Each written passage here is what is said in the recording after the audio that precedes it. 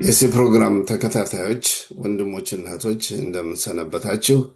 ይሄ በየሳምንቱ በዚህ ሰዓት እየተዘጋጀ የሚቀርብላችሁ ሳምንታዊ የመጽሐፍ ቅዱስ የሰንበት ትምህርት ጥናት ፕሮግራማችን ነው። እንደምታውቁት በዚሁ ዓመት እያጠናን ያለ ነው የአንደኛና የሁለተኛ ቆሮንቶስ መጽሐፍትን ነው። እነዚህ መልእክቶች ሐዋርያው ጳውሎስ ቆሮንቶስ ከተማ ለምትገኝ አብያተ ክርስቲያን ወይም ቤተ ክርስቲያን የጻፈው መልእክት ነው እና ላለፉት አራት ሳምንታት የተለያዩ በጣም እጅግ ወሳኝና ጠቃሚ የሆኑ ትምህርቶችን እያነሳን ስንነጋገር ነበር። ዛሬም እንግዲህ ጥናታችንን እንቀጥላለን። ይህንን ፕሮግራም ይዛላችሁ የምትቀርበው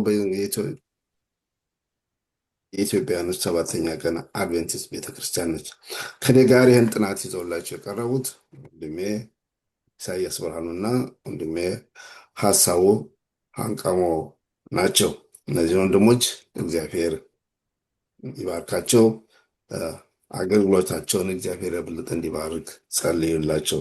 እኔ የዚህ ፕሮግራም መሪው ወረታው ብርሃኑ ነኝ እና ወደ ጥናታችን ከመሄዳችን በፊት እግዚአብሔር አምላካችንን ፕሮግራም ጥናታችንና አብሮ መቆየታችን እንዲባርክ በጸሎት እንጠይቀው።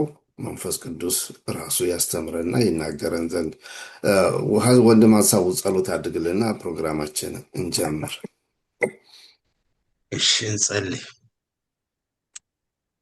ቅዱስና ዘላለማዊ የሆንክ እግዚአብሔር አባታችንና አምላካችን ይህን ምሽት በሰላም ስላሳደርከን ስለረዳህን ሌሊቱን ስላነጋህልን ስሜ ለዘላለም ከፍ ከፍ ይበል።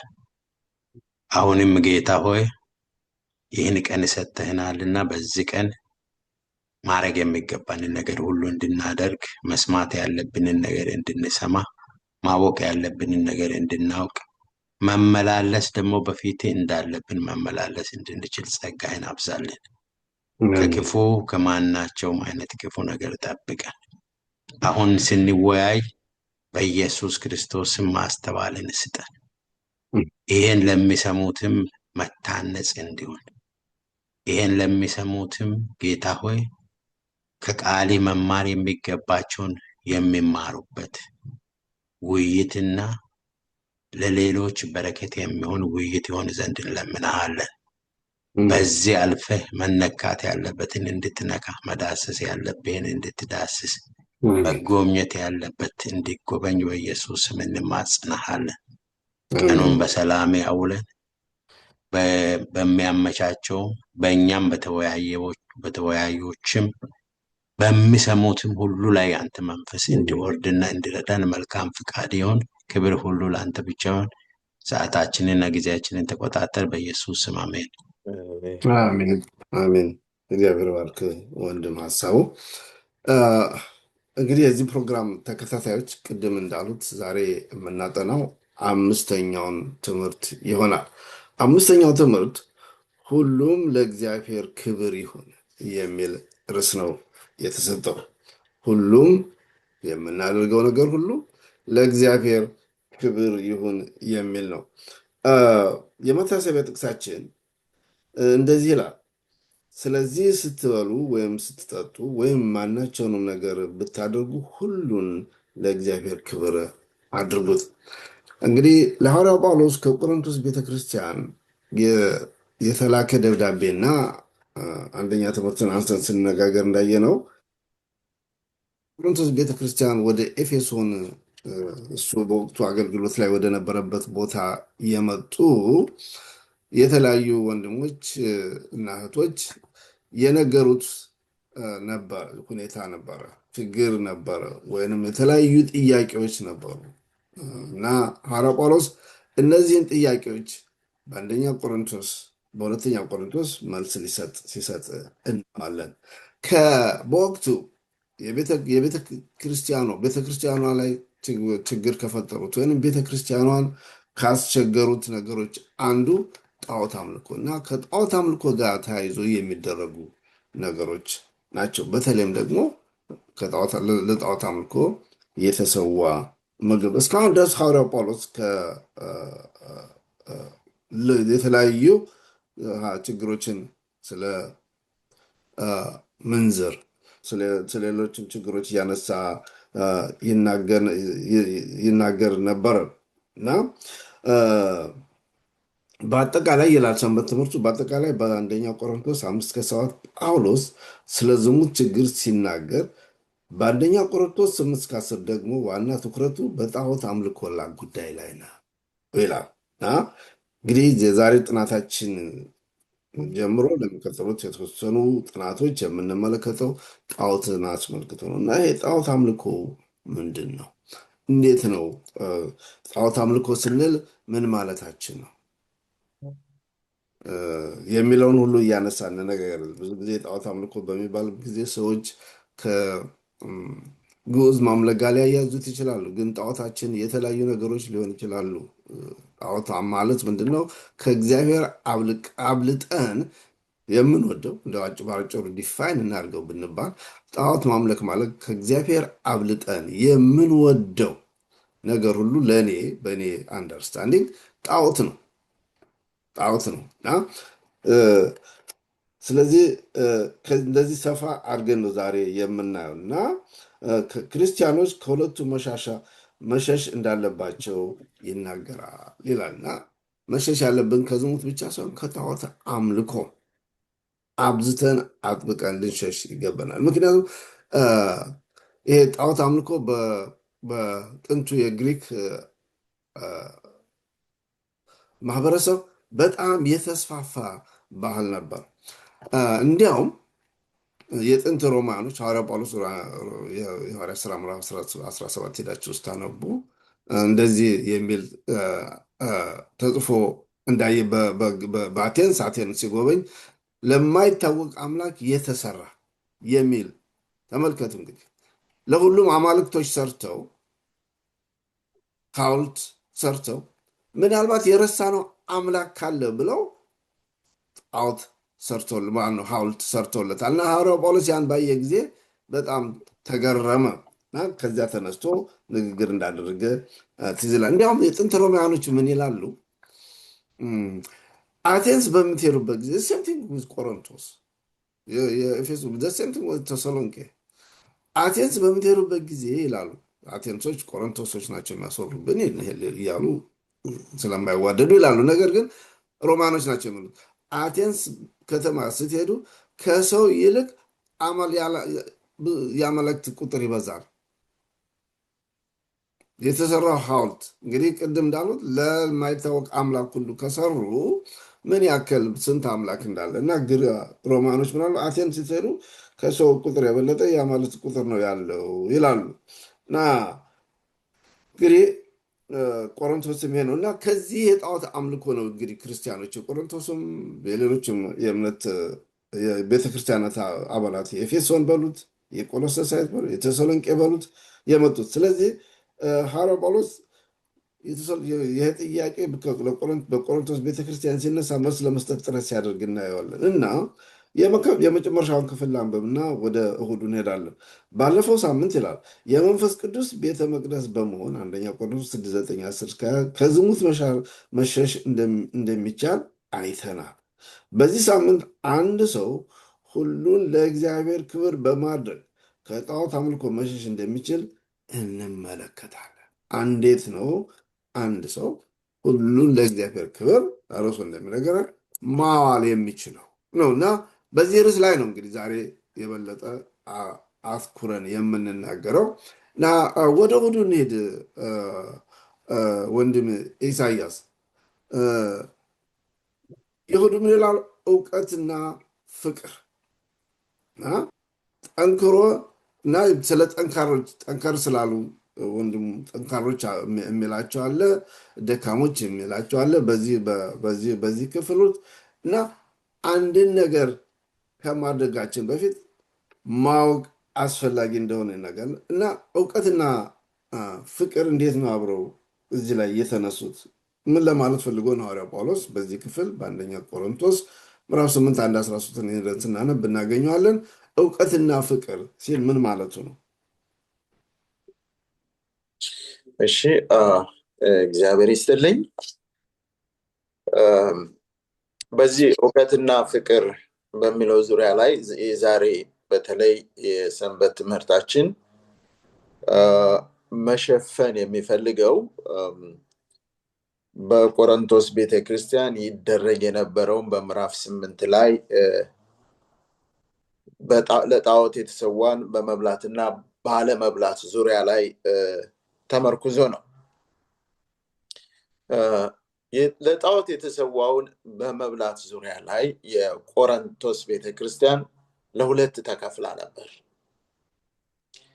ይሄ ለሁለት የተከፈሉት እንዴት ነው? አንደኛው ክፍል ሌሎች ጣዖቶች ስለሌሉ ማንኛውንም ምግብ መብላትን ያምናሉ። እነዚህን ደግሞ ሐዋርያው ጳውሎስ ጠንካሮች ብሎ ጠርቷቸዋል።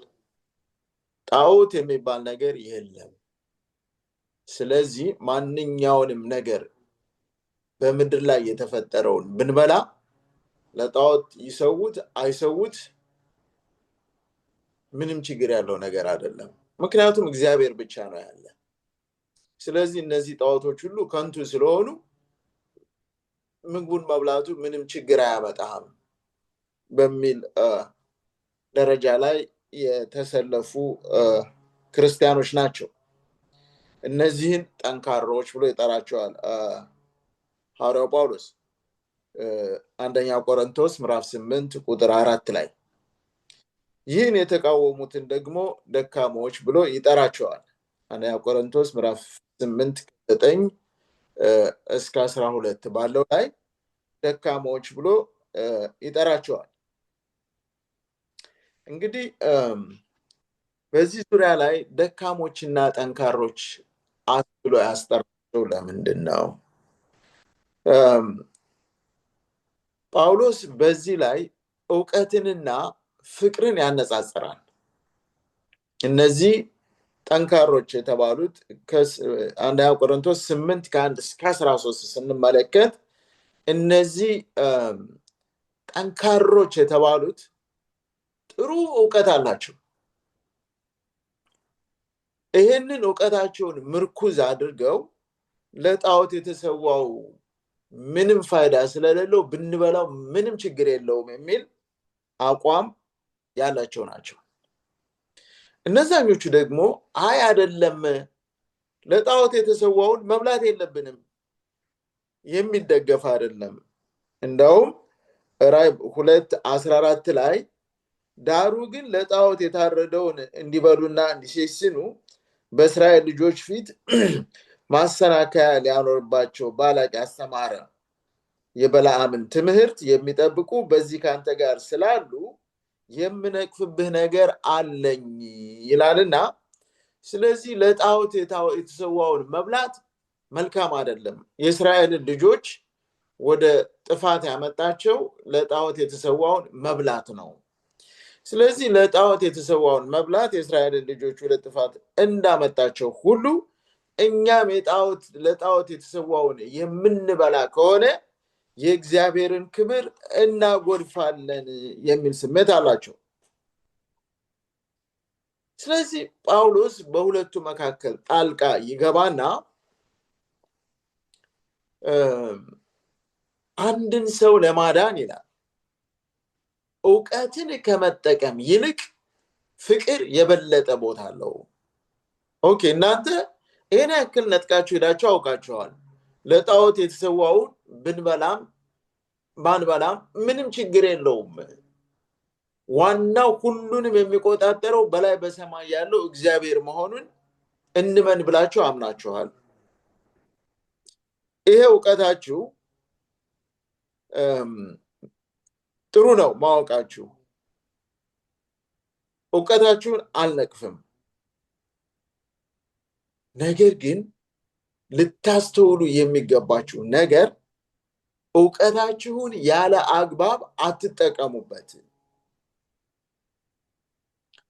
ምክንያቱም ብዙ ጊዜ ዕውቀት በትዕቢት ሲታጀብ መልካም አይደለም፣ ሌላ ችግር ይዞ ይመጣል። እንዲያውም ይሄ እውነተኛ ዕውቀት አይደለም ላቸዋል። ይሄ ያወቃችሁት ዕውቀት እውነተኛ ዕውቀት አይደለም። በዚህ አይነት መንገድ በትዕቢት ታጅቦ የሚሄድ ከሆነ እውነተኛ ዕውቀት አይደለም። አንደኛ ቆሮንቶስ 8:2 ያስቀምጣል። እውነተኛ ዕውቀት ማለት ለደካማው መራራት፣ ለደካማው ማዘን፣ ደካማው በሚወድቅበት ጉዳይ ላይ ደካማው እንዳይወድቅ መጠንቀቅ ነው ይላል። ደግሞ ይሄ እውነተኛው ዕውቀት የሚመነጨው አንድ ሰው እግዚአብሔርን ሲወድና በእርሱ ሲታወቅ ብቻ ነው። እውነተኛ ዕውቀት ብለን የምንጠራው እንደዚህ በቀለም መብሰል ብቻ ሳይሆን እውነተኛ ዕውቀት የሚባለው እግዚአብሔር የሚወደውንና እግዚአብሔር የሚፈቅደውን ስናደርግ ነው እውነተኛ ዕውቀት የሚሆነው። ምክንያቱም በዘዳግም ላይ ያለውን አንስቶ 6:4-5 ያለውን አንስቶ ሐዋርያው ጳውሎስ አንድ እግዚአብሔር ብቻ ነው ያለው፣ ሊመለክም የሚገባው እግዚአብሔር ብቻ ነው፣ እነዚህ ጣዖታት ሁሉ ከንቱ ናቸው የሚለውን ትምህርታቸውን ካጸናላቸው በኋላ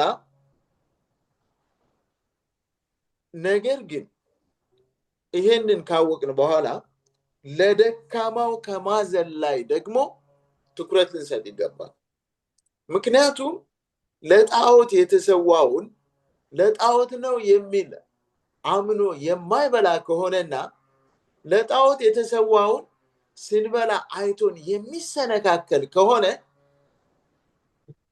ለጣዖት የተሰዋውን መብላት የለብንም። ያንን ሰው በፍቅር ልንይዘው ይገባል የሚል ነው። ስለዚህ ያለ ፍቅር የሆነ ዕውቀት መልካም አይደለም።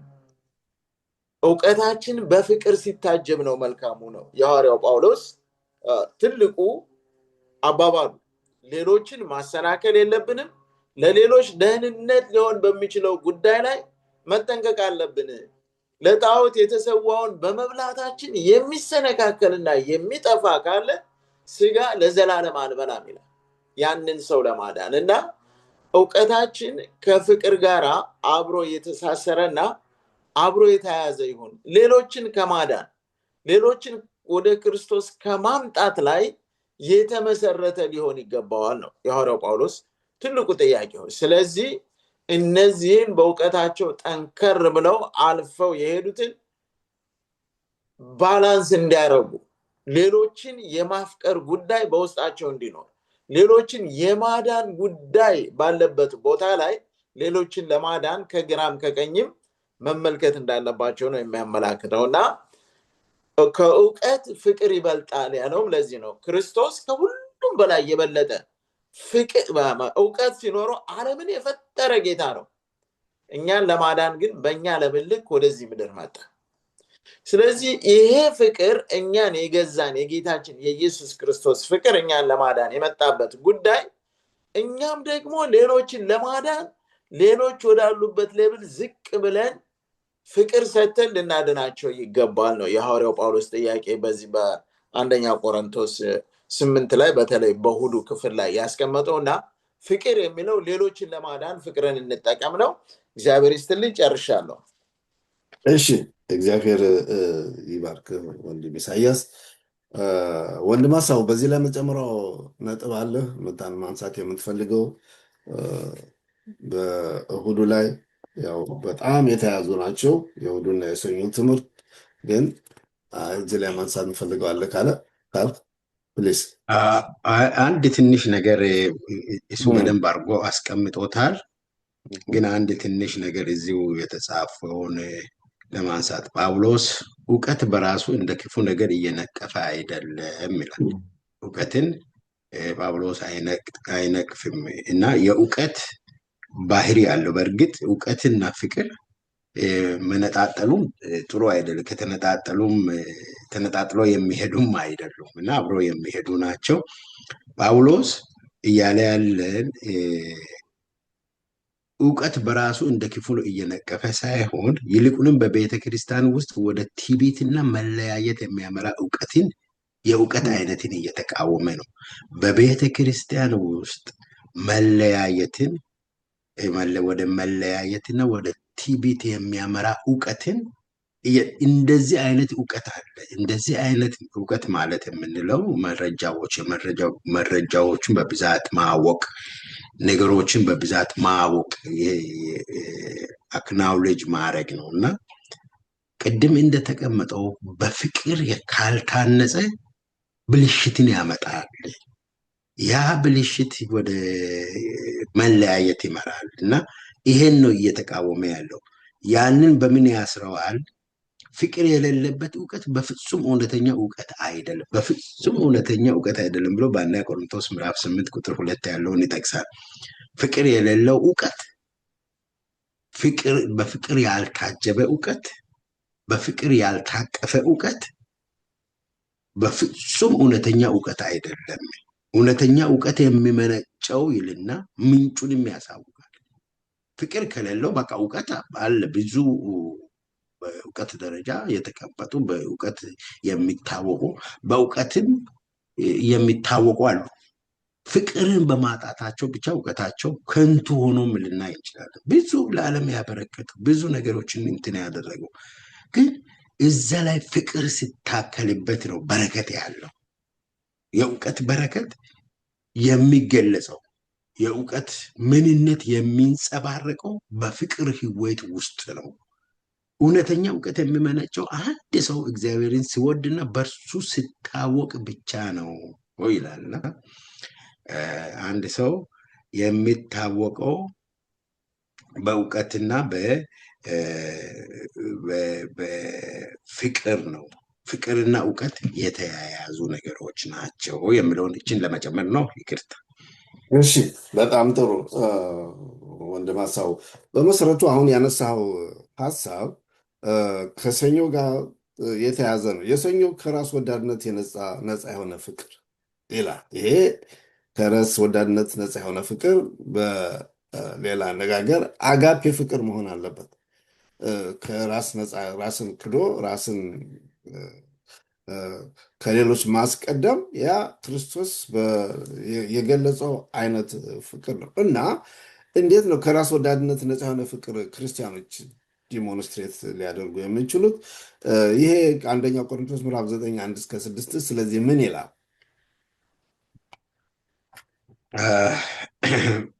በዚህ ቦታ ላይ ወደ ቆሮንቶስ 9 ነው የሚመራር ከ1-6 ያለውን ሀሳብ ጳውሎስ ይችን ነው መነሻ የሚያደርገው እና ይህን አርዕስት ሊያብራራ ከራስ ወዳድ ነፃ የሆነ ፍቅርን ለማብራራት ይህን ክፍል ነው የተጠቀመው እና ምን ይላል ክፍሉ? አንደኛ ቆሮንቶስ ምዕራፍ 9 ቁጥር 1-6 እኔ ነፃ አይደለሁምን? ሐዋርያስ አይደለሁምን?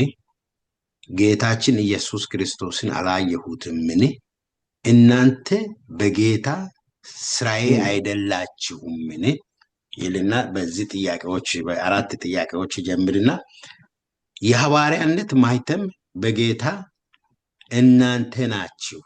የሐዋርያነት ማህተም በጌታ እናንተ ናችሁና ለሌሎች ሐዋርያ ባልሆንም ለእናንተ ምንም ቢሆን ሐዋርያ ነኝ። እኔ በእናንተ ምክንያት ነው የታተምኩት። የኔ መገለጫ አይደለም ማህተም፣ የኔ መገለጫዎች እናንተ ናችሁ እና ለእናንተ እኔ ሐዋርያ ነኝ። ለእናንተ የተላኩ ነኝ። ሐዋርያ ማለት የተላከ ማለት ነው። ለእናንተ የተላኩ ነኝ ካለ በኋላ ለሚመረምሩኝ መልሴ ይህ ነው፣ ልንበላና ልንጠጣ መብት የለንምን? ሊበላና ሊጠጣ መብት የለንምን? እንደ ሌሎች ሐዋርያትስ እንደ ጌታ ወንድሞች እንደ ከፋ እህትና ሚስታችንን ይዘን ልንዞር መብት የለንም? ወይስ ስራ ለመስራት መብት የለንም? መብት የሌለን እኔና በርናባስ ብቻ ነን ይልና እያለ ወደ ታች ይተነትናልና እዚህ ጳውሎስ እኔ ከራስ ወዳድነት ነፃ የሆነ ፍቅሩን ነው የሚገልጸው። በመጀመሪያ ሲታይ በአንደኛ ቆሮንቶስ 9 ላይ የሚገኘው የጳውሎስ የሐዋርያነት መከራከሪያ ነው። ያው ጳውሎስ በሐዋርያነቱ ላይ ብርቱ ክርክር እንዳለበት በመጽሐፍ ቅዱስ ገላትያንም ስናጠና ተሰሎንቄንም ስናጠና እናገኛለን። የመጀመሪያ ጳውሎስን የሚቃወሙት አይሁዶች የሚቃወሙት ምን ብለው ነው? እሱ እንደው ከሐዋርያት ከ12ቱ ውስጥም አልነበረም፣ አንድ ከኢየሱስ ክርስቶስ ጋርም እየዞረ እንትን አላለም፣ ቃሉን አልተማረምና ከተነስቶ ነው እሱን የምንቀበለው ብሎ ነው የሚነሱትና በሐዋርያነቱም ላይ ጥያቄ ያነሳሉ። ጳውሎስ ግን በእነዚህ ቦታዎች ሲጀምር እኔ በጌታ የተመረጥኩ ሐዋርያ ብሎ ነው የሚናገረው። በጌታ የተመረጥኩ ሐዋርያ እና ክርስቶስ ደግሞ የታየኝ በደማስቆ መንገድ። ይህን በታሪኩን በደንብ አድርጎ ብዙ ጊዜ አከታትሎ ይናገራል። አይቼዋለሁ ክርስቶስን ብሎ ነው በሐዋርያነቱ ለሚከራከሩት፣ ክርስቶስን አላየም ከሱ ጋርም አልነበረም ለሚሉት ደግሞ እንደዚህ አይነት ምላሽ በመስጠት ነው ጳውሎስ መከራከሪያውን የሚጀምረው። አሁንም እዚች ላይም ምንድነው የሚለው? እኔ ሐዋርያ ነኝ ለማይቀበሉ ለእናንተ ግን እኔ ሐዋርያ ነኝ፣ ለእናንተ ለምትቀበሉ እኔ ሐዋርያ ነኝ ብሎ ይናገራል። ይሄ ማለት ከራስ ወዳድነት እኔ ለእናንተ የሚኖር ነኝ ነው እና ከእውቀትና ከፍቅር ጋር በተያያዘ ቀደም ብሎ ከቀረበው ውይይት ጋር ምንም ግንኙነት የሌለ ሊመስል ይችላል። ይሁን እንጂ መጽሐፍ ቅዱስ በመጀመሪያ ሲጻፍ በምዕራፎች ያልተከፋፈለ መሆኑ መዘንጋት የለብንም። ጳውሎስ በአንደኛ ቆሮንቶስ 9 የሚያስተምረን ትምህርት ከቀድሞ ክፍል የተነጠለ አይደለም። እንደው አንደኛ ቆሮንቶስ 9 ለክርስቶስ እና ለወንድሞች ያለንን ከራስ እችን አሁን ዋናው ጳውሎስ አያይዞ እየገለጸ ያለው ለክርስቶስ እና ለወንድሞች ያለንን ከራስ ወዳድነት ነፃ የሆነ ፍቅር የሚያሳይ ተግባራዊ ምሳሌን ያቀርባል። ጳውሎስ ስለ ፍቅር ስል ጥቂት መብቶቹን ትቷል። ስለ ፍቅር ብሎ መብቶቹን ትቷልና ይሄ ከራስ ወዳድነት ነፃ የሆነ ፍቅሩን ሲገልጽ እናያለን። አንደኛው ከራስ ወዳድነት ነፃ የሆነ ፍቅሩን የሚገልጸው መብላትና መጠጣት ናያይዞ በአንደኛ ቆሮንቶስ 9:4 ላይ እኛ ማንም እንደሚበላው የመብላት እኮ መብት አለ፣ አፍ አለን፣ አፕታይት አለን። በቃ ይሄ ማለት ማንም ያው አፍ ስላለው አቅም ገዝቶ ስለሚበላ እንደዚህ ነገሮችን መተንተን ይቻላል። እኛ የተውነው መብላት የማይገባን ብለን የተውነው ከራሳችን አሁን መብላት ለሰውነታችን ይጠቅማል ብለን ከምናስበው የበለጠ ሌሎች ወንድሞቻችን እንዳይጎዱ ከፍቅር የተነሳ ነው መብላትና መጠጣትን ያቆምነው የሚል ሐሳብ እንድምታ ያለውን ነው። እዚህ ላይ መብላትና መጠጣት በአጠቃላይ ራስን በገንዘብ መደገፍን ይወክላል። ጳውሎስ እንደ ሐዋርያ ከሚያገለግላቸው ሰዎች ቁሳዊ ድጋፍ የመቀበል መብት ነበረው። በዘመኑ የነበሩ ሌሎች የሐዋርያ መሪዎች ያደረጉትም የነበረው ይሄ ነበር። እርሱ ግን ይህን አላደረገም። ይልቁንም ድንኳን በመስፋት ራሱን ይረዳ ነበረ ይልና በሐዋርያት ምዕራፍ 18:3 ላይ ድንኳንን ሰፍቶ እንደሚተዳደር ለመብላትና ለመጠጣት መብቱ ከሰዎች መቀበልን በሚያገለግለው አገልግሎት ለአገልግሎት ይገባኛል ብሎ መቀበል ይችል ነበረ። ሌሎች እንደሚያደርጉት እዛን ጊዜ ሌሎችም ይህን ሲያደርጉ ነበርና እንዲህ ማድረግ እየቻልኩት ይህን አላደረኩም። ይህን ያላደረግኩት ከራስ የበለጠ ፍቅር ብሎ ከራስ ወዳድነት ነፃ የሆነ ፍቅር መግለጫዬ ነው ሆኖ የሚለው እዚህ ላይ። ሁለተኛው ደግሞ ያነሳው ሐሳብ ከአማኝ ሚስት ጋር አብሮ መጓዝ፣ ከአማኝ ሚስት ጋር አብሮ መጓዝ። ይሄ ጴጥሮስን ጠቅሶ ነው ከፋ ብሎ የሚናገረው በአንደኛ ቆሮንቶስ 9:5 ላይ ያገባ ሐዋርያ በሚያደርገው ሚስዮናዊ ጉዞ ከባለቤቱ ጋር በቤተ ክርስቲያን ውጭ የመጓዝ መብት ነበረው። ሚስቱን ይዞ አሁን እንደ መዝናናት እንደሚባለው እንደ ቫኬሽን እንደሚባለው ሚስቱን ልጆቹን ይዞ የመንቀሳቀስ መብት አለው፣ ሚስዮናዊም ሆኖ ማለት ነው።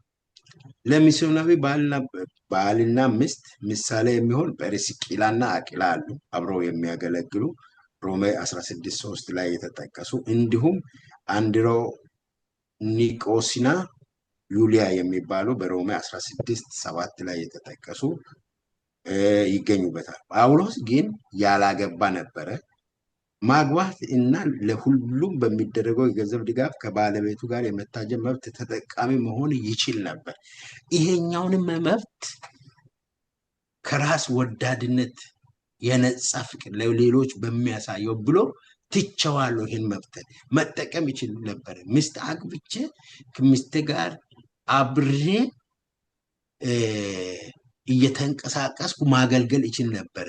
ነገር ግን ለእናንተ የበለጠ ይሄ ለራሴ ይሄን ባደርግ ጥሩ ነበር፣ ማንም እንዲያደርገው እንደሚያደርገው ይሄን ባደርግ መልካም ነበር። ነገር ግን ለሌሎች ስል ለሌሎች የበለጠ ለመጥቀም ስል ይሄን መብቴን ትቻለሁ። ለሌሎች ብሎ ያስቀመጠው በጣም የሚገርም ነገር ነው። ሌላኛው በሶስተኛ ደረጃ የሚያነሳው ለመኖር ስራ ከመስራት መቆጠብ። ስራ ይሰራለሁ፣ መስራት ይችላለሁ እና ስራን መስራት ድንኳን እየሰራው ነው። ግን እንደሌላው ማለት ሌላው አገልግሎትም ሙሉ በሙሉ ሲቾቶ ሌሎች እንደሚያደርጉት መስራት የሚለውን ሀሳብ ጳውሎስ እና በርናባስ ለሚስዮናዊ ስራቸው ደሞዝ የማግኘት መብት ነበራቸው። ስራስ ሚስዮናዊ ጉዞ ብለው እንደ ፈንድሬዝም ሊሆን ይችላል አስተባብረው ምን ብለው ማግኘት መብት ነበራቸው። በአንደኛ ቆሮንቶስ 9:4-6 ባለው ላይ እኔና በርናባስ ብቻ ነን እንደ የመስራት መብታችንን እንትን የማንለው እያለ ያነሳው ነገር አለ። ሌላው ጳውሎስ ለኑሮ ድንኳን ሰፊ ነበረ። ቅድም እንዳነሳ ነው በ18:3 ላይ የበርናባስ ስራ መስክ ምን እንደነበረ ግን ባይገለጽም አናውቅም፣ አልተገለጸም። ነገር ግን በጣም ለጋስ እንደነበረ እናውቃለን። እነዚህ አሁን ሀብታምም አይደሉም፣ ግን በርናባስ የስራ መስኩ እንኳን አልተገለጸም። ጳውሎስ ድንኳን ነው የሚሰራው፣ ግን ያላቸውን በማካፈል ለሌሎች በመድረስ ሌሎችን በመርዳት ሌሎችን በማገዝ ይታወቃሉ። ወንጌል የሚሰብኩ ከወንጌል ቀለብ ይውጣላቸው ብሎ አዟል። በአንደኛ ቆሮንቶስ 9:14 ላይም በአንደኛ ጢሞቴዎስ 5:18 ጋርም ይሄ ሀሳብ ቢሆንም ጳውሎስ እኛ ግን በዚህ መብት አልተጠቀምንም፣ ይሄን መብት አድርገን አልተጠቀምንም ይላል። በዚህ ጳውሎስ ራሱ የካደ የራስ መካድ ምሳሌ አድርጎ ያቀርባል። ይህ በቆሮንቶስ ለሚደረግ ለወንጌል ስብከት ጠቃሚ ስለመሆኑም ይከራከራል። ምናልባት የሚገባችሁን መብት ቢሆን እንኳን ለጌታ ይበልጥ ውጤታማ ምስክር ለመሆን ስትሉ ብትተዋቸው የሚሻሉ ነገሮች የትኞቹ ናቸው? እሱ አስቡ እናንተ የሚል ሀሳብ ነው። ጳውሎስ ነበረው የመብላት የመጠጣት መብት፣ የማግባት መብት፣ የመስራት መብቶቹን ይሄን ተጠቅሞ እንደማንም ሚስዮናዊ ሌሎች እንደሚያደርጉት ማድረግ ይችል ነበር። ነገር ግን የበለጠ ይጠቅማቸዋል። ይሄ ከራስ ወዳድነት ነፃ የሆነ ፍቅር የሚለው ለሌሎች ለመጥቀም ስል እነዚህን ሁሉ መስዋዕት አድርጌያለሁ። እነዚህን ሁሉ ማድረግ እየቻልኩ መብት እያለኝ አቅም እያለኝ እውቀትም እያለኝ ፕሮፌሽናልም ሆኜ ነው የሚለው ስራ ቢሰራ አንድ ከማንም የበለጠ እሰራለሁ እንጂ ባነሰ አይደለም። ተምሬያለሁ፣ አውቃለሁ ነው። ግን ይሄን ሁሉ ለሌሎች ለመጥቀም ለሌሎች የበለጠ ይጠቅማሉ ብዬ መስዋዕት አድርጌያለሁ። ይሄን ትቻለሁ። ይሄን መብት እያለኝ አልተጠቀምኩም ነው እያለ ያለውና እናንተም እኛም እያንዳንዳችን ዛሬ ወንጌል እንድናገለግል ኮሚትመንት ያለን ምንድን ነው እየተውን ያለ ነው? ቃሉ ራሱ ምንድን ነው? ስለነ ብሎ ቤቱን፣ ንብረቱን፣ ልጆቹን፣ ሚስቱን፣ ስራውን ያልተወ ይላል። ለነ ብሎ የተወ የዘላለም ህይወትንና 100 እጥፍ ይቀበላል። የሆነ የተውነውን ያክል ነው የሚታይ ነገር። ምን ብለህ ነው ለአባቴ፣ ምን ብለህ ነው ለጌታ፣ ለሌሎች ለመጥቀም ስትል የተሰጠህን አገልግሎትን ስኬታማ ለማድረግ የተሰጠን አገልግሎት ውጤታማ ለማድረግ ምንድነው መስዋዕት ያደረገው የሚለውን ነገር ማሰብ ተገቢ ነው። ምን ተሆነ የሚለውን ነገር ማሰብ ይገባናል የሚለውን ነገር ነው። ተባረክ። እግዚአብሔር ባክ ወንድም ሀሳቡ እንደ አንድ ነጥብ ስለ በርናባስ በጣም ለጋስ ሰው ነበር ይላል እና ሐዋርያት ሥራ ምዕራፍ 4 ቁጥር 18 ነው መሰለኝ ሄደን ስናነብ በርናባስ የቆጵሮስ ሰው ነው። ብዙ መሬት ነበር። ለሐዋርያት አገልግሎት ሲል እንደ ሐናና ሰጲራ መሬታቸውን ሽጠው እንዳመጡ በርናባስ መሬቱን ሽጦ አምጥቶ በሐዋርያት እግር ያስቀመጥ ሰው ነው። ያለውን መሬት ሽጦ የእሱና የነ ሰጲራ ልዩነት ሐናና ሰጲራ በርናባስ ያሰጠውን ገንዘብ በሙሉ አምጥቶ ያስረከበ ለቤተክርስቲያን አገልግሎት ያስረከብ ብቻ ነው። ያ ብቻ ሳይሆን አሁን እንዳነሳው ወንድም ሀሳቡ ራሱንም ለአገልግሎት አሳልፎ የሰጠ ሰው ነበር። ገንዘቡ ብቻ ሳይሆን ራሱም ለአገልግሎት አሳልፎ የሰጠ ወንድም ነበር እና ይህንን ነጥብ ለማንሳት ነው እና ለክርስቶስ ስንል መተው የሚገባ ነው። ሁሉም ነው። የተለያዩ ነገሮች ሊኖሩ ይችላሉ። ጥያቄው የሚያነሳው ኢሳያስ በዚህ ላይ ሀሳብ አለው። ወንድም ኢሳያስ በመጨረሻ በተነሳው በተለይም ደግሞ ምናልባት የሚገባቸው መብት ቢሆን እንኳ ለጌታ ይበልጥ ውጤታማ ምስክር ለመሆን ስትሉ ብትተዋቸው የሚሻላቸው ነገሮች የትኞቹ ናቸው? እንደዚህ ምን አለ? በዚህ ላይ ሀሳብ አለ። በአጠቃላይ በሰኞ ላይ አድሬስ አድርጎታል ሀሳቡ። የዚህ አይነት የወንጌል አርበኞች አሉ፣ የራሳቸውን እየተመገቡ ወንጌልን የሚሰሩ ሌሎች ፓስተሮች እና ወንጌላውያን ከሚያደርጉት ያልተናነሰ የሚያከናውኑ። ጳውሎስም እንካሬጅ እያደረገ ያለው አንድ ክርስቲያን ዋጋው ከእግዚአብሔር ስለሆነ ዋጋውን በመገመት ያለውን አገልግሎት ምድራዊ ከሆነ ሪዋርድ ላይ ሳይመሰረት ሙሉ ለሙሉ ራሱን ሰጥቶ ሊያገለግል እንደሚገባው እየነገረንና እያስተማረን ነው ያለው። ስለዚህ እኛ ከዚህ ምን እንማራለን ነው? ከሐዋርያው ጳውሎስ ምን እንማራለን? ሌላውና ሁለተኛው ጳውሎስ እንደ ሌሎቹ ሚስት ይዞ በመዞር ጉዳይ ላይ የጠየቀው ጥያቄ አለው። እኔና ባርናባስስ መብት የለንም እንዴ ይላል። ስለ ባርናባስ ብዙ ማለት ባንችልም ስለ ሐዋርያው ጳውሎስ የሚናገሩ የመጽሐፍ ቅዱስ ጠበብት ግን ሐዋርያው ጳውሎስ ሚስት ይኖረዋል ብለው የሚያምኑበትን ነጥቦች ይሰጣሉ። ያው ራሱን ለጌታ ስለሰጠ ሚስቱ ሳትተው አትቀርም የሚል ሐሳብ ያመነጫሉ። የትኛው ትክክል እንደሆነ በመጽሐፍ ቅዱስ ላይ ስላልተነገረ መጽሐፍ ቅዱስ ዝም ካለበት ቦታ ላይ ዝም ብንል፣ ከተናገረበት ቦታ ላይ ብንናገር ይሻላል የሚለውን ካልወሰድን በቀር የሰንሄድሪን አባል ነው ሐዋርያው ጳውሎስ። የሰንሄድሪን አባል ደግሞ አባል ለመሆን አንዱ መለኪያቸው ማግባት ነውና አግብቶ ሳትተው አትቀርም የሚል ሐሳብ ይሰጣሉ ጌታን በመቀበሉ። የሆነ ሆኖ ልናተኩር የሚገባን ትልቁ ነጥብ ጳውሎስ ሚስት እንደሌለው በእርግጥ ያንን ያስቀምጥልናል ቃሉ።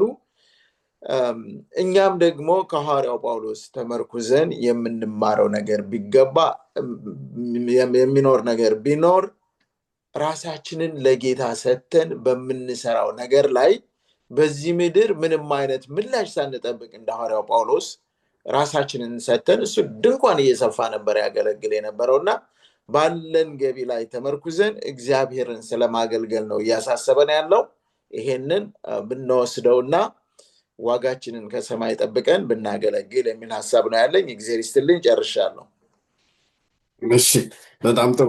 ያው የማክሰኞ ከዚሁ ራስን አሳልፎ ለክርስቶስ ከመስጠት ጋር ከአገልግሎት ከመስጠት ጋር የተያዘ ነው እና ነገር ግን ወደዛ ከመሄዱ በፊት እንደገና ተመልሶ ጣዖት አምልኮ ስለ ጣዖት አምልኮ ከማንሳቱ በፊት ሐዋርያው ጳውሎስ በዚህ ክፍል ካለፈው መማር ብሎ ሰንበት ትምህርቱ የሰጠው አንድ ጉዳይ አለ።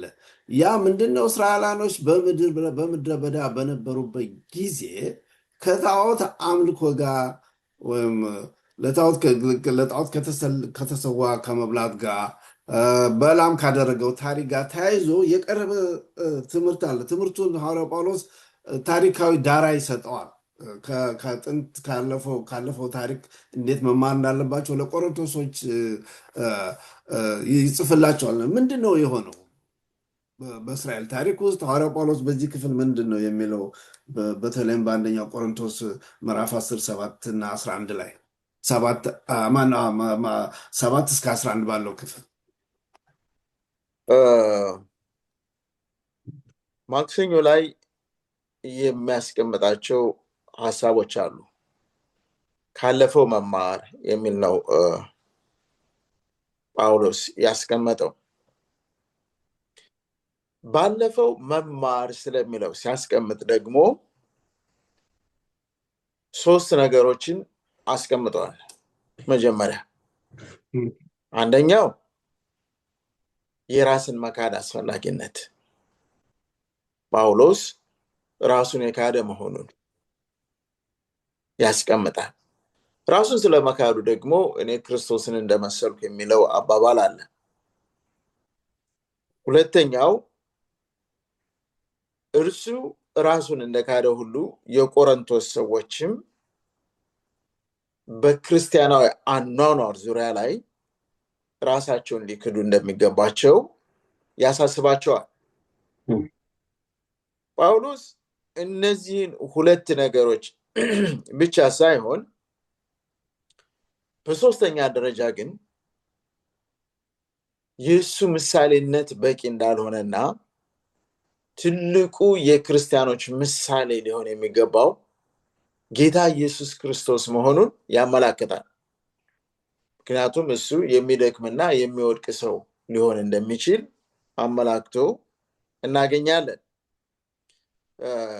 ነገር ግን ለሌሎች ከሰበኩ በኋላ ራሴ የተጣልኩ እንዳልሆን ስጋዬን እየጎሸምኩ አስገዛዋለሁ በማለት ከስጋ ጋራ ያለውን ትግል አብሮ ያስቀምጣል፣ መውደቅ መነሳት እንዳለበት። ስለዚህ የሁሉም ትልቁ ምሳሌ ታርጌቱ መሆን ያለበት ጌታችን ኢየሱስ ክርስቶስ ነው። የምንማርባቸው ብዙ ማስተማሪያዎች ከስህተት ለመጠበቅ እግዚአብሔር ሰጥቶናል። እነዚህ እግዚአብሔር ከሰጠን ትምህርቶች መካከል አንደኛው እግዚአብሔር ቀይ ባህርን ከፍሎ እስራኤሎችን አሻገራቸው ይላል። ሁለተኛ በደመና መራቸው። ሶስተኛ ከአለት ውሃ አፈለቀላቸው። አራተኛ መናን መገባቸው ይላል። እነዚህ ነገሮች ጳውሎስ እየቆጠረ ያለበት ምክንያት እስራኤሎች እግዚአብሔር ካደረገላቸውና ከሰራላቸው መማር አልቻሉም። እኛም ደግሞ ለእስራኤሎች ካደረገው ልንማር ይገባል። አንደኛ በደመና ቀይ ባህር መሻገራቸው መራታቸው፣ በቀይ ባህር ውስጥ ማለፋቸው ጥምቀትን የሚወክል መሆኑን ይነግራቸዋል። ከአለት ውሃ አፍልቆ ጌታ ኢየሱስ እግዚአብሔር እንዳጠጣቸው ይናገራል። በዚሁ በምዕራፍ 10 ቁጥር 3 እና 4 ላይ ያ አለት ጌታችን ኢየሱስ ክርስቶስ ነበረ ይለናል። እንግዲህ አለቱ ክርስቶስ እንደሆነ በብዙ የመጽሐፍ ቅዱስ ክፍሎች ማግኘት እንችላለን።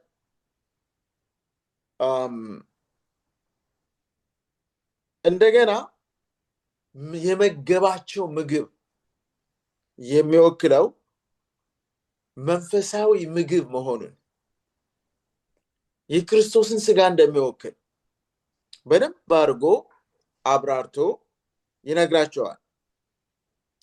ታዲያ ግን በጣም የሚገርመው ነገር እግዚአብሔር ከነዚህ በሚበዙት ደስ አላለውም ይላል። ሁሉም በምድረ በዳ ቀሩ፣ ሳይገቡ ቀሩ።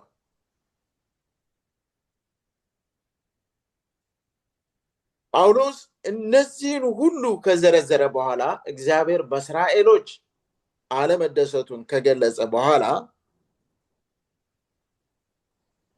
የቆሮንቶስ ሰዎች ጣዖትን የሚያመልኩ ከሆነ እግዚአብሔር እንደማይደሰትባቸው ይነግራቸዋል።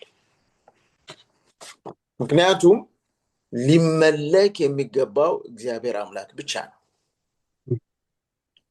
ጳውሎስ በቆሮንቶስ ዘመን ለነበሩት ሰዎች ያስጠነቀቀው ማስጠንቀቂያ ለቆሮንቶስ ሰዎች ብቻ የሚሰራ ሳይሆን ከዛ ጀምሮ እስከ ዛሬ ባለነው ክርስቶስ እስከሚገለጽም ላለው ትውልድ በጣም ጠቃሚ የሆነ ምክር ነው። የሰንበት ትምህርቱ ምን ይላል? በእስራኤል ላይ ጣትን መቀሰር ቀላል ነው። ብዙዎቻችን መፍረድ እንችልበታለን። እግዚአብሔር ለእስራኤል ልጆች ያደረገውን ይሄን ለኛም አድርጎ ቢሆን ኖሮ የሚል ሐሳብ እንሰጣለን። ነገር ግን በቦታው ላይ ብንገኝኛም ከነሱ ያልተናነሰ ኃጢአት ማድረግ የምንችል ሰዎች ነን። ስለዚህ ልንሰራው እንችላለን፣ ልናደርገው እንችላለን ብለን ከመታበይ ራስን ዝቅ ማድረጉ ትልቅ ነገር ነው። ለቆሮንቶስ ሰዎች ከጣዖት አምልኮ ጋር አያይዞ እያስተማራቸው ያለው ይሄንን ነው። ስለዚህ ምን እላቸዋል? ስለዚህ ይላል እንደ ቆመ የሚመስለው እንዳይወድቅ ይጠንቀቅ። እነዚህ በተለይ ዕውቀት አለን ብለው የሚታበዩት፣ ዕውቀት አለን ብለው የሚኩራሩት እንዳይታበዩ ይነግራቸዋል።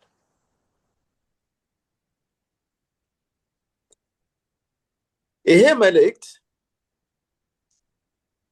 ለኛስ የሚለውን ጥያቄ ይዘን ስንመጣ ለኛም ተመሳሳይ የሆነ አደጋ የጋረጠ። ለምን? ቅድም ስትናገር ነበር ከመግቢያው ላይ ጣዖትን ማምለክ ማለት ለተሰሩት ምስሎች መስገድ ብቻ ሳይሆን ለራሳችን ጥቅም ብለን በእግዚአብሔር ላይ ዝቅ ያለ ነገር ማድረግ፣ ራሳችንን ማዋረድ፣ በዚያ ዘመን ጣዖት ያመልኩ ከነበሩት ጋራ ያልተናነሰ ችግር እያደረግን መሆኑን ልንረዳ ይገባል። ስለዚህ ትምህርቱ በዚያ ዘመን የነበሩትን ብቻ የሚያመላክት ሳይሆን ዘመን ተሻጋሪ የሆነ ትምህርት ያለው በቆሮንቶስ ዘመን ለነበሩ ትምህርት ሰጪ ጣዖት አምልኮ አስከፊ መሆኑን ሁላቸውም ሊረዱ እንዲገባ፣ እኛም ደግሞ በእኛ ዘመን በህይወታችን ያሉ ጣዖት የሆኑብንን ነገሮች አውጥተን እንድንጥል የሚያሳስብ ትምህርት በውስጡ ያለው ነውና በዚህ ዘመን ተሻጋሪ ትምህርት እኛም ልንጠቀምበት ይገባል። ጣዖቴ ምንድነው? ከእግዚአብሔር የሚለየኝ ምንድነው? እግዚአብሔርን በፍቅር እንዳላየው የሚያደርገኝ ምንድነው? ወንድሞቼን እህቶቼን በፍቅር እንዳላይ የሚያደርገኝ ምንድነው? በዚህ ደረጃ እንዳንወድቅ ራሳችንን እንድናስተውል ያስፈልጋል። ይሄን አስተውለን እንድንሄድ ደግሞ እግዚአብሔር ይርዳን። ይሄ ነው ያለኝ ሐሳብ። ጨርሻለሁ። በጣም ጥሩ፣ እግዚአብሔር ይባርክ። አዎ ሐዋርያው ጳውሎስ የታሪክ ተማሪ ነው እና የቆሮንቶስ ሰዎች ጣዖትን አስመልክቶ ከሌላ ከማንም ሳይሆን ከእግዚአብሔር ሕዝብ እንዲማሩ ፈለገ። የእግዚአብሔር ሕዝብ በዚህ ጉዳይ ላይ ከፍተኛ ዋጋ እንደከፈለ ያውቃል እና የቆሮንቶስ ሰዎች ከዚህ ስህተታቸው ከዚህ ስህተት ነው መማሪያ ማስተማሪያ አታሳጣኝ ማስተማሪያ አታድርገኝ ይባላል አይደለም እንዴ? እና ከእግዚአብሔር ሕዝብ ህይወት እንዲማሩ ይፈልጋል እና ይህንን ነው እንግዲህ ካለፈው መማር ብሎ ትምህርቱ ያቀረቡ እስራኤላኖች ምን ችግር እንዳጋጠማቸው። ወንድም ሀሳቡ በዚህ ላይ የምትጨምረዋለህ? የለም፣ ጥሩ ሆኖ ተቀምጧል። በጣም ጥሩ። የሮብም ከዚሁ ስለ ጣዖት አምልኮ ነው። የሮብ የሚለው ስለ ጣዖት አምልኮ የተሰጠ ማስጠንቀቂያ እንግዲህ ከእስራኤላኖች ሕይወት እንዲማሩ መማር እንደሚችሉ እስራኤል ይሄን በማድረጉ ምን ችግር እንዳጋጠሙ ከጠቀሰ በኋላ በአንደኛ ቆሮንቶስ ምዕራፍ 10 ቁጥር 5-22 ሐዋርያ ጳውሎስ ስለ ጣዖት አምልኮ ምን ማስጠንቀቂያ ሰጠ? ምንድን ነው የሚለው? ጣዖትን ማምለክ ሊያስከትለው የሚችለው ችግር አሜን ራሱ ዘጸአት ምዕራፍ 20 የሚለው እግዚአብሔር የመጀመሪያው ምንድን ነው የሚለው ከ10 ትእዛዛት የመጀመሪያው ክፍል ምንድን ነው የሚለው እና ስለ ጣዖት አምልኮ የሚሰጠው ማስጠንቀቂያ ምንድን ነው ያን ያመጣዋል። ይህንን ክፍል የ10 ትእዛዛትን ጉዳይ በዚህ ላይ ያነሳዋል። እስቲ ሀሳብን በዚህ ላይ አካፍለን ወንድም ሀሳብ። እዚህ ላይ ጳውሎስ ቅድምም አንተ ጥሩ አድርገህ እያነሳህ ያለኸው ነው ስለ ጣዖትን ከማምለክ ነፃ መውጣት እንዳለባቸው በደንብ አድርጎ ሲያሳያቸው እናያለን። በተለይ በአንደኛ ቆሮንቶስ ምዕራፍ 10 ከ5-22 ያለውን አንብቡ ይላልና ከዚህ ላይ መነሻ አድርጎ ነው የሚነግረን። ከምዕራፍ 10 ከ14-22 ያለውን ፈጠኝ ለአንብብ ሀሳቡን እንድንይዝ።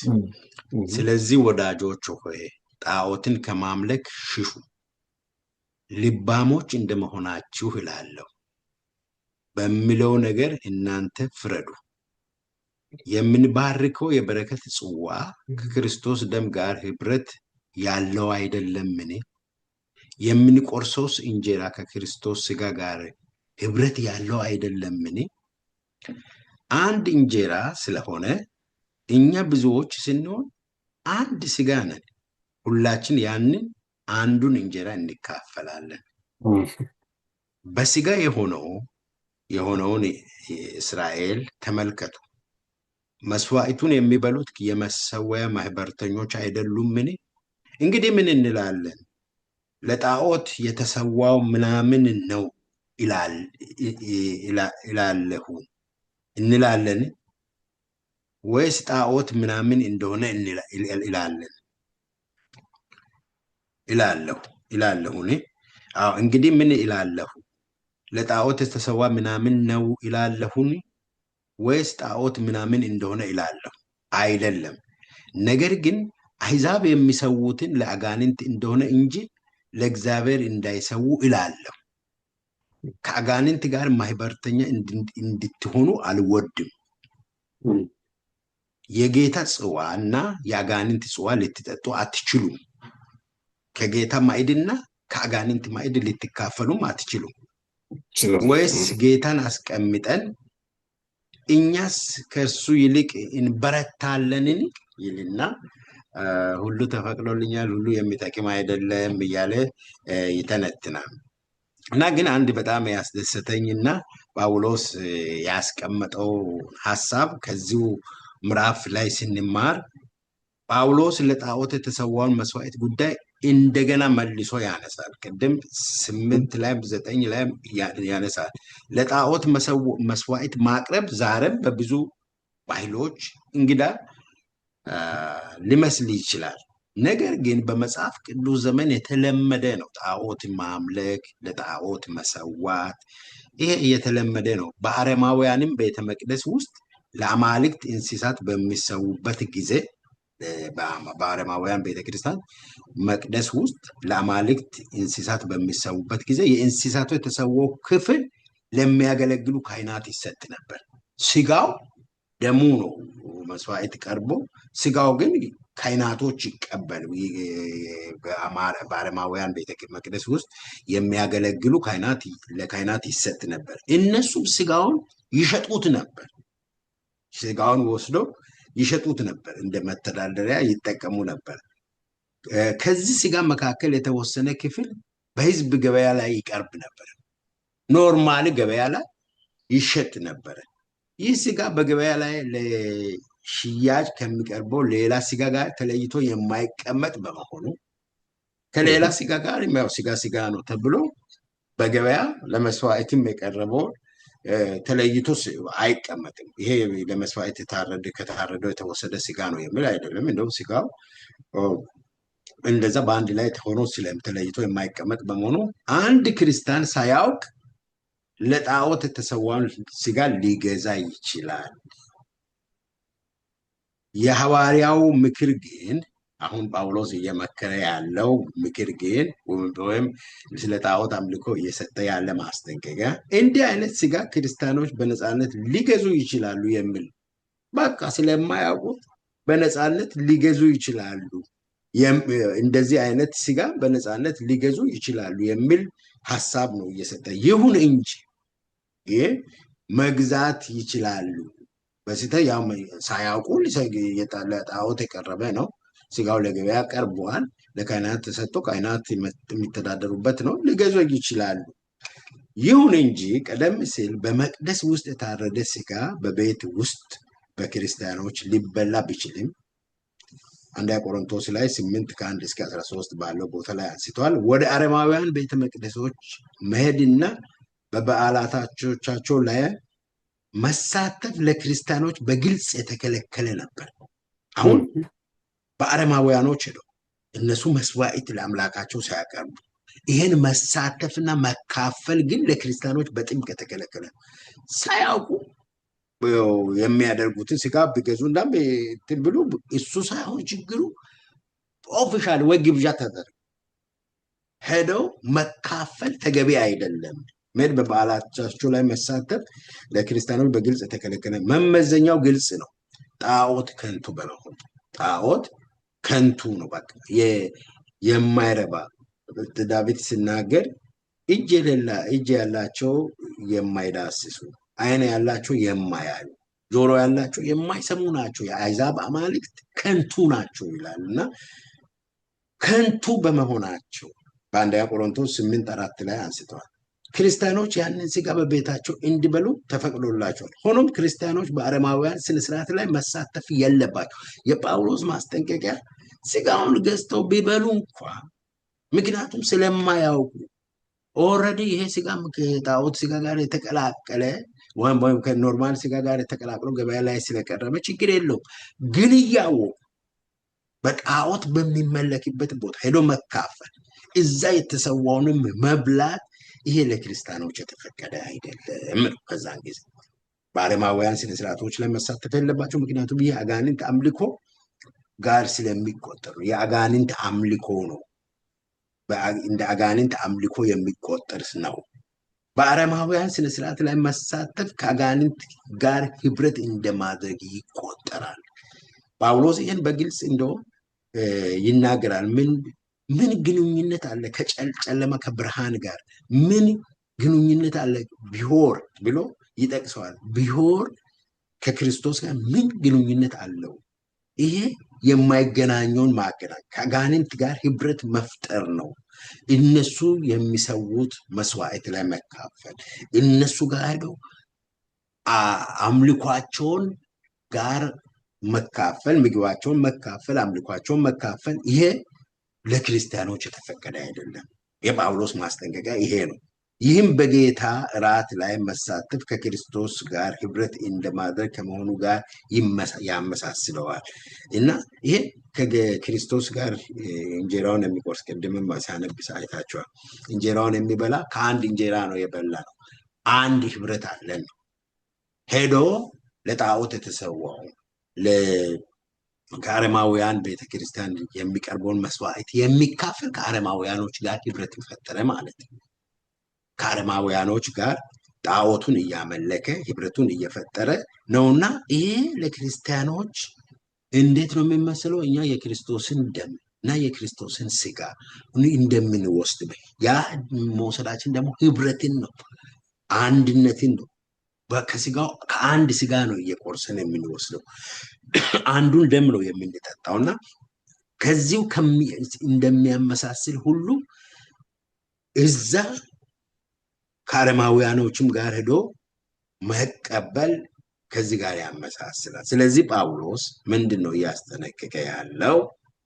የጌታን ጽዋ የጌታን ጽዋና የአጋንንትን ጽዋ ልትጠጡ አትችሉም፣ ተለዩ፣ ወይ ከጣዖቱ ጋር ሂዱ። እየቀላቀላችሁ አሁን በቆሮንቶስ የነበሩ ሰዎች እየቀላቀሉ ስለነበረ መቀላቀል አይችሉም። ከጌታ ማዕድና ከአጋንንት ማዕድም ልትካፈሉ አትችሉም ይላል። ኢየሱስ እንዳለው ለሁለት ጌቶች መገዛት የሚችል ማንም የለም ይልና ይሄን በዘዳግም ባለው ሐሳብ ያጠቃልለዋል ጳውሎስ በሚገርም ሁኔታ። እና እግዚአብሔር ሙሉ ልብ ያለው ታማኝ እንደሚፈልግ ጳውሎስ ያስተምራል። የጣዖት አምልኮ ጌታን ለቅናት እንደሚያነሳሳውም ይጠቅሳል። እግዚአብሔር እኔ ቀናተኛ አምላክ ነኝ የሚለው ጣዖትን ከሚያመልኩት የተነሳ ነው። ይሄ እግዚአብሔርንም ያነሳሳል እንዳይሆን ጳውሎስ በአንደኛ ቆሮንቶስ 8 ላይ እና ዘዳግም 6:4-5 በመጥቀስ ከጣዖት አምልኮ ለመጠበቅ የማይሳሳ ጠንካራ መመሪያ ይሰጣል። ጠንካራ መመሪያ ጳውሎስ ከዘዳግም ምዕራፍ 6 ከቁጥር 4 እና 5 ያለውን በአንደኛ ቆሮንቶስ 8 ከ4-6 ካለው ጋር አያይዞ ጠንከር ያለ መመሪያ ይሰጣል። ይህ መመሪያ ምንድን ነው? እስራኤል ሆይ ስማ፣ አምላካችሁ እግዚአብሔር አንድ እግዚአብሔር ነው። አንተም አምላክህን እግዚአብሔርን በፍጹም ልብ፣ በፍጹም ነፍስ፣ በፍጹም ኃይል ውደድ። ይሄ ዘዳግም ምዕራፍ 6 ከቁጥር 4 እና 5 ላይ የተሰጠ ሐሳብ ነው። አጽንዖት ተጨምሮበት በዘዳግም 6:5 ላይ ካለው እግዚአብሔር ከሁሉ በላይ የመውደድ ሐሳብ ላይ ባልንጀራህንም እንደራስህ ውደድ የሚለውን ጨምረዋል።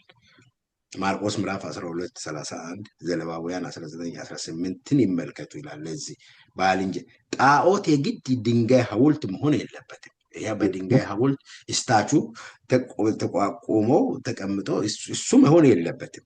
ከማንኛውም ነገር ጣዖትን ልንሰራ ይችላል። ከማንኛውም ነገር በልባችን የእግዚአብሔርን ቦታ፣ ትልቁን ቦታ፣ ገንዘብ ሊሆን ይችላል፣ ትዳር ሊሆን ይችላል፣ ልጅ ሊሆን ይችላል፣ ስራ ሊሆን ይችላል፣ ጣዖት ሊሆንብን ይችላል፣ ኑሮ ሊሆን ይችላል፣ ሀብታችን ሊሆን ይችላል፣ ምቾታችን ተቀምጠን አመቻችተን የተቀመጥንበት ሊሆን ይችላል እና ይህ ወይም ጤናችን፣ ቁመናችን ሊሆን ይችላል፣ መልካችን ሊሆን ይችላል፣ ዘራችን ጣዖት ሊሆንብን ይችላል። ዋናው ነገር በልባችን ትልቁን ቦታ የያዘ የልባችንን የእግዚአብሔርን ቦታ የቀማ ነገር ሁሉ ጣዖት ነው ለኛ። ከዚህ ነፃ ልንወጣ ይገባል። ጣዖት የግድ ድንጋይ ሐውልት ወይም መደን የምንመልክበት የምንሰግድበት ሳይሆን በልባችን የሳልነው በልባችን ያስቀመጥነው ከማንኛውም ነገር ጣዖት ልንሰራ እንችላለን። እናንተ በራሳችሁ እና ይሄን ከዚህ ልንሸሽ ይገባል። እንዴት አድርገን ነው? እግዚአብሔር አምላካችን በፍጹም ልባችን በፍጹም ነፍሳችን ልንወድ ይገባል። ከዚህ ጋር አያይዘን ባልንጀሮቻችንንም እንደዛው በፍቅር ነው የምንጨርሰው። ከጣዖት ማምልኮ መውጣት የምንችለው ለእግዚአብሔር ካለን ፍቅር፣ ለእግዚአብሔር ካለን ቦታ ነው እና ይሄን ነው። ስለዚህ እናንተም ይላል የዛሬው ትምህርታችን፣ በልባችሁ ጣዖት ያደረጋችሁት ነገር ምንድን ነው? ልትመረምሩ ይገባል።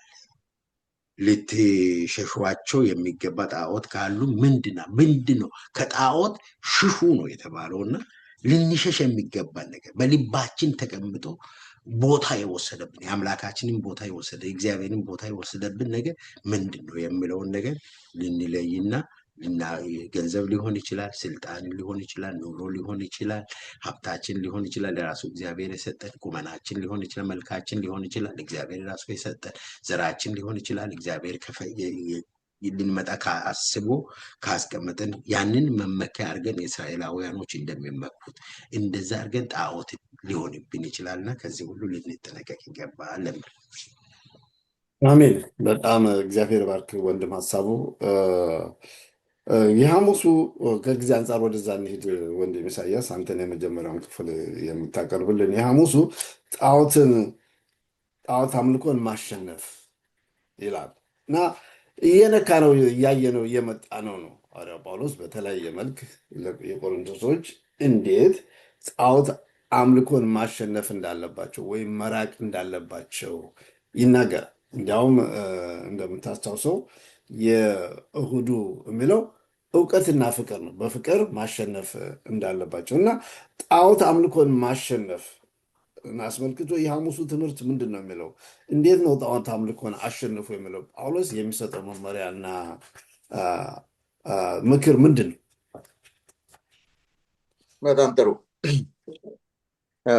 ብዙ ጊዜ የምናደርገውን ሁሉ ከፍቅር በመነጨ ሁኔታ ሊሆን ይገባል። አንዳንድ ጊዜ ተቃራኒውን እናደርጋለን። ከፍቅር ውጭ በሆነ መንገድ ልናርመው የምንሞክረው እንቅስቃሴ የበለጠ ጥፋትን ይዞ ነው የሚመጣው። ፍቅር ያንጻል ይላል ቃሉ። ፍቅር ያስታባያል፣ ማነው እውቀት ያስታባያል ይላል። ስለዚህ ፍቅር ያንጻል የሚባለው አባባል ሰዎችንም ከጣዖት አምልኮ ለመጠበቅ ትልቁ መሳሪያ ፍቅር ነው። አንደኛ ቆሮንቶስ ምዕራፍ 10 ቁጥር 24 ላይ እያንዳንዱ ለባልንጀራው የሚጠቅመውን እንጂ ማንም የራሱን አይፈልግ ይላል። እያንዳንዱ ለባልንጀራው የሚጠቅመውን የሚያስብ ከሆነ ለኛ የሚጠቅመንን ብቻ ካልሆነ ይሄ ፍቅር ራሱ ወንጌል ነው። ከጌታችን ከኢየሱስ ክርስቶስ የምንማረው ትልቅ ትምህርት ቢኖር እኛን ከኃጢአታችን የተቤዠበት የፍቅር ጉዞ የማሸነፊያ መንገድ ነበር። ስለዚህ ከጌታችን ከኢየሱስ ክርስቶስ የምንማረው ትልቅ ነገር ይህንን ማድረግ ነው። በፍቅር ሰዎችን ማሸነፍ። ክርስቶስ ልናሸንፍ የምንችልባቸውን ጣዖት አምልኮ ልናሸንፍ የምንችልበትን ሁለት መንገዶችን አስቀምጦልናል። አንደኛው ማርቆስ ምዕራፍ 12 28 እስከ 31 በፍጹም ልብህ፣ በፍጹም ነፍስህ፣ በፍጹም ሐሳብህ፣ በፍጹም ኃይልህ እግዚአብሔርን ውደድ። በፍጹም ልብህ በሚለው አንድ ስብከት መስበክ እንችላለን። በፍጹም ነፍስህ በሚለው እንደዚሁም በፍጹም ሐሳብህ በሚለው በፍጹም ኃይልህ በሚለው የተለያዩ ስብከቶች መስበክ እንችላለን። ዋናውና ትልቁ ቁም ነገር ግን ሰዎችን ከጣዖት የሚጠብቃቸው ጉዳይ ቢኖር እግዚአብሔርን በፍጹም ልብ፣ በፍጹም ሐሳብ፣ በፍጹም ነፍስ፣ በፍጹም ኃይል እግዚአብሔርን መውደድ ነው። ሁለተኛው ከጣዖት የሚጠብቀን ነገር ጣዖት አምልኮ ባልንጀራህን እንደራስህ ውደድ ነው። ባልንጀራን መጥላት ራሱ ጣዖት አምልኮ ነው። እኛም ከዚህ የጣዖት አምልኮ እንወጣለን፣ ባልንጀራችንም ከጣዖት አምልኮ እናወጣለን። ባልንጀራችን ስንወድ በፍቅር ነው ሰዎችን ልናሸንፍ የሚገባ። በፍቅር መስዋዕትነት የምናሸንፍ ከሆነ ግንባታው ትልቅ ግንባታ ነው የሚሆነው። አንድ ጎበዝ ክርስቶስ ኢየሱስን መጥቶ እድን ዘንድ ምን ላድርግ የሚል ጥያቄ ጠየቀው። ክርስቶስ ሕግጋቱን እንዲጠብቅ ነገረው።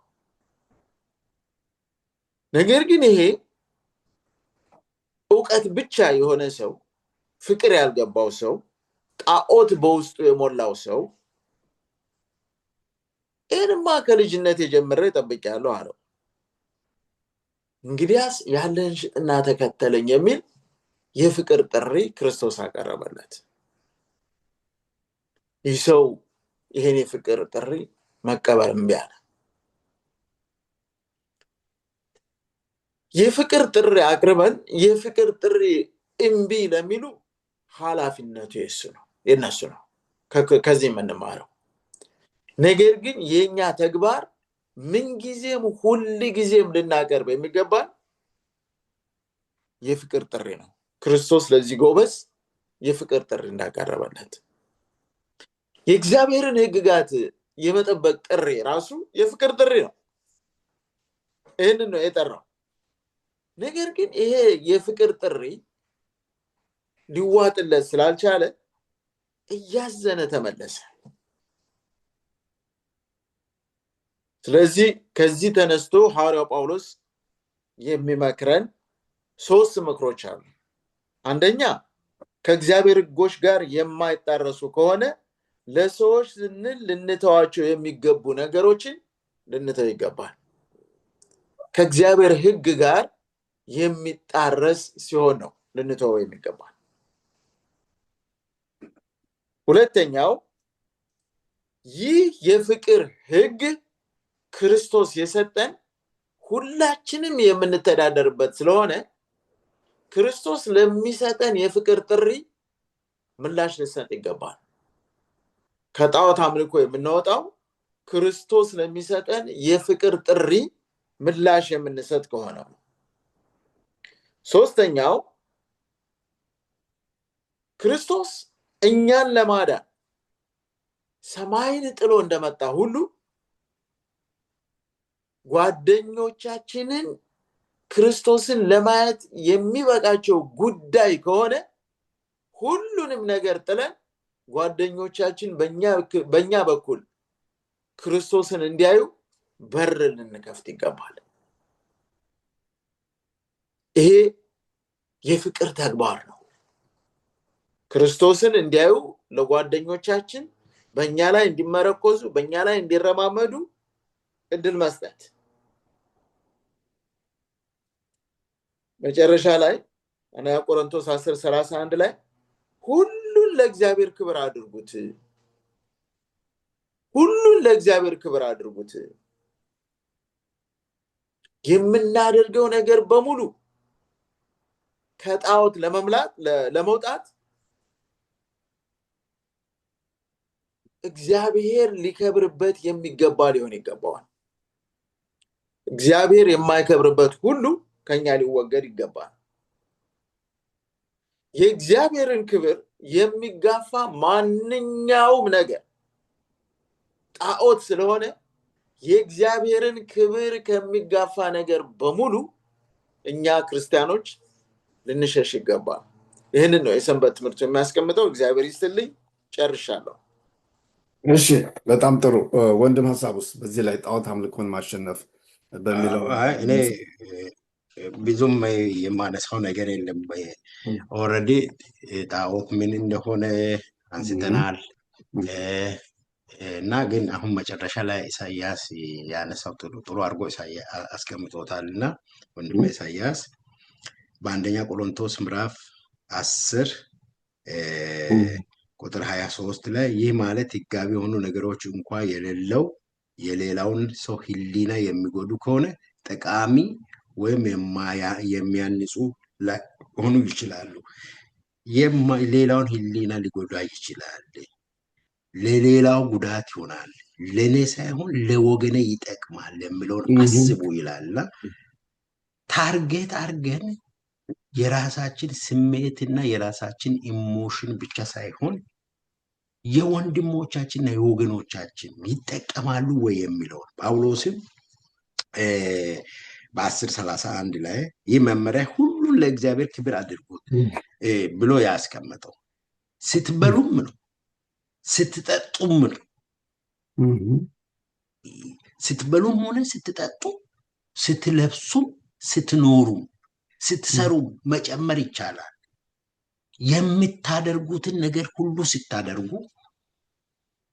የሚደረገው ነገር ማንኛውም አክሽናችን ፎከሱ እግዚአብሔርን ታርጌት ያደረገ፣ እግዚአብሔር በዚህ ይደሰታል፣ እግዚአብሔር በዚህ ውስጥ አለ፣ እግዚአብሔር በዚህ ይጠቀማል፣ እግዚአብሔር የማይጠቀምበት እግዚአብሔር ማለት ያው እግዚአብሔር እኛ የምንጠቀመው ነገር ለኛ የሚጠቅመን ነገር እግዚአብሔር ያለን ነገር ነው፣ እውነት ነው። እና ያ ደግሞ እግዚአብሔር የማይጠቅመንን ሁሉ ለይተን ወይም ለይቶልናል ማለት ይቻላል። እና ያ ይጠቅመናል የሚለውን ማመዛዘኛ አእምሮ ስለሰጠን በዛ መሰረት እያመዛዘንን የበለጠ ደግሞ ምንድነው በጣም አንድ ደስ ያሰኘኝ ነገር ይህ መመሪያ ሁሉን ለእግዚአብሔር ክብር አድርጉት በሚለው ቃላት በሚያስደንቅ ሁኔታ ተጠቃሏል ይልና ጳውሎስ ሁሉም ነገር ለእግዚአብሔር ክብር ማድረግ አለበት በማለቱ ጣዖት አምልኮ በተለያዩ መንገዶች ሊገለጥ እንደሚችል ያሳያል። የምታደርጉትን ነገር ለእግዚአብሔር ክብር አድርጉ። ለእግዚአብሔር ክብር ያልሆነ ለሌሎች ክብር የሚሆን ለነሱ ነው የሚውለው። ያ በሌላ አገላለጽ ጣዖት ነው ማለት ነው። ለራሳችንም ክብር የምናደርገው፣ ለራሳችን ዝናም የምናደርገው፣ ለዘሮቻችን ክብር፣ ለዘሮቻችን ለመንግስታችን ክብር፣ ለመንግስታችን ብለን የምናደርገው ነገር ለእግዚአብሔር ክብር ካልሆነ የሚጠቅም አይደለም። ጳውሎስ ሁሉም ነገር ለእግዚአብሔር ክብር ማድረግ አለበት በማለቱ ጣዖት አምልኮ በተለያዩ መንገድ ሊገለጥ እንደሚችል ያሳያል። ምክንያቱም እግዚአብሔር ብቻ የሚገባውን ክብር ለእግዚአብሔር ብቻ የሚገባውን ክብር የሚቀማ ማንኛውም ነገር የጣዖት አምልኮ አይነት ነውና በቃ የእግዚአብሔርን ክብር የሚቀማ የእግዚአብሔርን መገኘት የሚቀማ የእግዚአብሔርን የሚቀማ ነገር ሁሉ ጣዖት ነው። ጳውሎስ የምታደርጉትን ሁሉ ለእግዚአብሔር ክብር አድርጉ ሲል ከጣዖት ሽሹ ነው።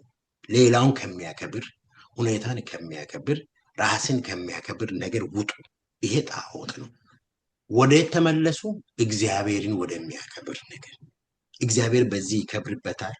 በእኔ ንግግር እግዚአብሔር ይከብርበታል። እኔ በሚበላው ምግብ እግዚአብሔር ይከብርበታል። እኔ በሚጠጣው ነገር እግዚአብሔር ይከብርበታል። እኔ በማገለግለው አገልግሎት እግዚአብሔር ይከብርበታል። እኔ በሚኖረው ኑሮ እግዚአብሔር ይከብርበታል። እኔ በሚሰራው ስራ እግዚአብሔር ይከብርበታል ወይ የሚለውን ነገር ማየት ተገቢ ነው ጳውሎስ እያለን ያለውና በዚህ መንፈስ መንቀሳቀስ እንድንችል እግዚአብሔር ይርዳን። እግዚአብሔርን የሚያከብር ማድረግ እንድንችል እሱ ያግዘን። ተባረክ። እግዚአብሔር ይባርክ። እግዚአብሔር ይባርካችሁ። እንደው የዚህ ፕሮግራም ተከታታዮች ጥናታችን ከመጨረሳችን በፊት የአርቡ የመጨረሻ ክፍል ከቴስቲሞኒስ ፎር ዘ ቸርች የተወሰደ አንድ ክፍል ላንብብ። እንደዚህ ይላል። አሁን ወንድም ሀሳቡ ሆነ ወንድም ኢሳያስ በሐሙስ ላይ ያነሱትን ነጥብ የሚደግፍ ነው።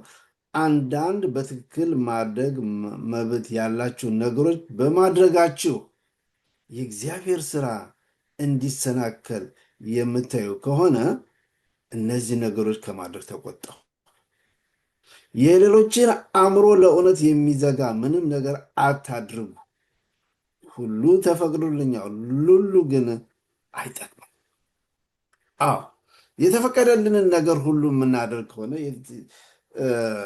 ለሌሎች በእርግጥም መሰናክል ልንሆን እንችላለን። ዋናው ዓላማችንና ግባችን የዛሬው ሰንበት ትምህርት ነፍሳትን መበጀት፣ ለነፍሳት መሰናከለ አለመሆን ነው እና የዚህ ፕሮግራም ተከታታዮች የዛሬውን ጥናታችን በዚሁ እናጠናቅቃለን። እግዚአብሔር መንፈስ ቅዱስ እኛን እንዳስተማረ እናንተንም እንዳስተማራችሁ እንደባረካችሁ ተስፋ እናደርጋለን። እንግዲህ ጥናታችን ስንጨርስ በጸሎት እንዘጋለን። የመዝጊያውን ጸሎት የሚያደርግልን ወንድማችን ኢሳያስ ብርሃኑ እንጸልይ። የሰማይ አምላክ እግዚአብሔር እጅግ አድርገን እናከብረሃለን ስለምታስተምረን። በዚህ በአንደኛ ቆሮንቶስ ደግሞ ጣዖት አምልኮ ከፍ መሆኑን አስተምረህናል። እኛም ከጣዖት አምልኮ ወጥተን ሌሎችንም በፍቅር ከጣዖት አምልኮ ማውጣት እንድንችል አንተ እርዳን። የምናደርገውንና የምንሰራውን በሙሉ በፍቅር ማድረግ እንድንችል አንተ እርዳን። በማስተዋል አንተን በማወቅ እንድናደርገው ቅዱስ መንፈስ ይምራን። እንግዲህ በሚመጣው ሰንበት ይህን ሰንበት ትምህርት ስንወያይ ደግሞ ለብዙዎች በረከት እንዲሆን አንተ እርዳን። ስለሰማህን ተባረክ። በጌታ በክርስቶስ ስም አሜን። አሜን። አሜን።